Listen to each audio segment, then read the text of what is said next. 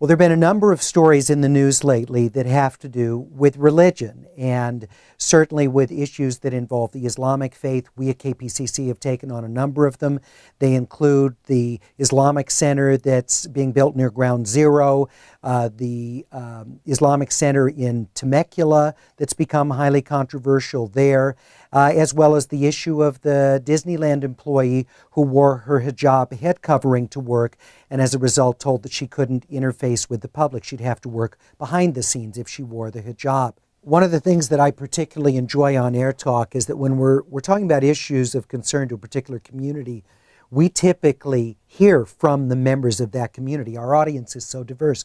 So when we're talking about issues involving faith or culture in the Muslim community, or even what the law says or public opinion, we have so many Muslim Americans in our audience who are able to call in and take part of the conversation or post their comments, that it's great because you're not just talking about a particular part of our local community, but they're participants in that conversation as well. And like any community, you hear the diversity, whether it's talking about whether Target should be boycotted and hearing gay or lesbian listeners who don't necessarily agree that there should be a boycott of Target because of its campaign contribution to a candidate who doesn't support gay civil rights.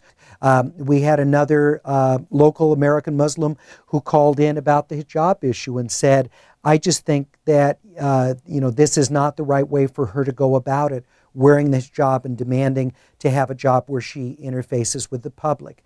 What this does is breaks down the stereotype of monolithic communities. They really don't exist. They're highly diverse. These are bright people, regardless of what group or how you characterize particular subset of people. And there are going to be differences of opinion. And we have a chance on AirTalk to share that diversity of opinion. And I love that because so often in news you just hear, well, what's the activist group have to say? Or the person who says he or she is the mouthpiece for a particular group of people. It's so more complex than that. And I love that we're able to get real people from the communities here in Southern California telling their stories and saying, no, I take issue with even the official representative of my community. Here's what I think.